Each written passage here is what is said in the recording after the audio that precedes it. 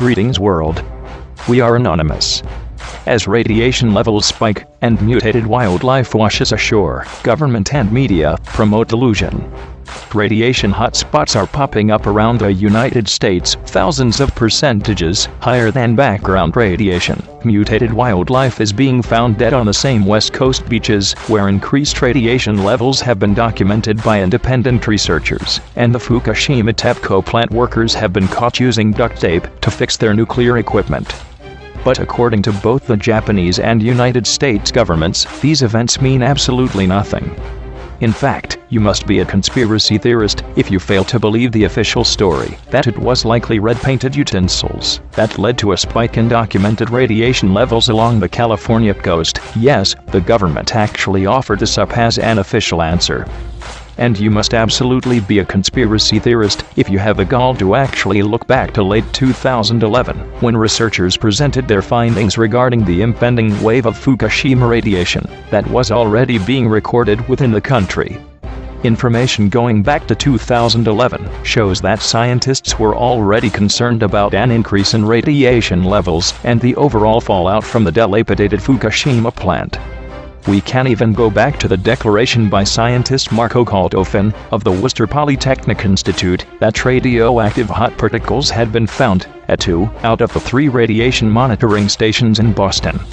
As you are likely aware, hot particles are microscopic pieces of radioactive material that can absolutely wreak havoc on your body via the deliverance of concentrated radiation. And these particles, according to Kaltofen, were already been found in Boston as far back as 2011. Now enter a new flurry of stories that have seemingly been popping up one after another as radiation levels are continually being monitored around the nation, namely the West Coast, where the bulk of Fukushima-linked scenarios have been documented. In what sounds like an apocalyptic plot for the latest thriller film, we have mutated whales now washing up dead on the West Coast in the first ever documented case of conjoined gray whale calves. We even have elevated radiation readings as far away as St. Louis, Missouri. Coincidentally, of course, this is happening at the same time that radiation hotspots, exceeding a 1,400% increase over normal levels, are being reported by researchers. It's even happening at the same time that similar 500% increases have been disregarded by government officials who admit they have no idea what's going on but fervently deny any connection to Fukushima in any capacity whatsoever. In fact, that has always been the mantra of these government health officials: we have no idea what's really going on, but it's definitely not Fukushima.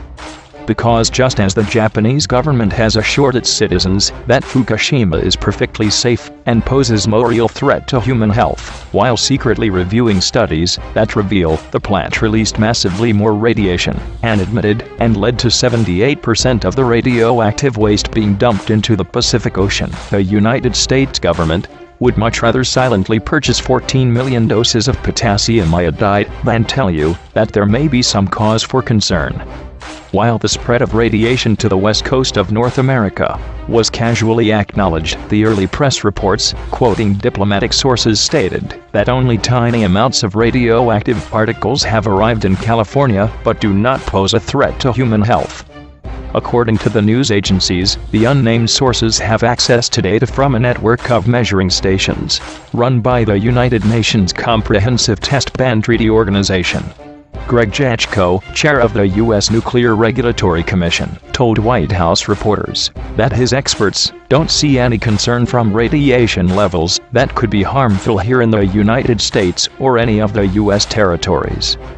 A map of citizens' measured radiation levels shows radioactivity is distributed in a complex pattern reflecting the mountainous terrain and the shifting winds across a broad area of Japan, north of Tokyo, which is in the center of the bottom of the map. While most of the automotive industry is in central Japan, Nissan's engine factory in Iwaki City is 42 kilometers from the Fukushima Daiichi plant. Is the Nissan workforce affected? Is the engine plant contaminated? The plant is within about 10 to 20 kilometers of the government's evacuation zone, from which some 200,000 people were evacuated.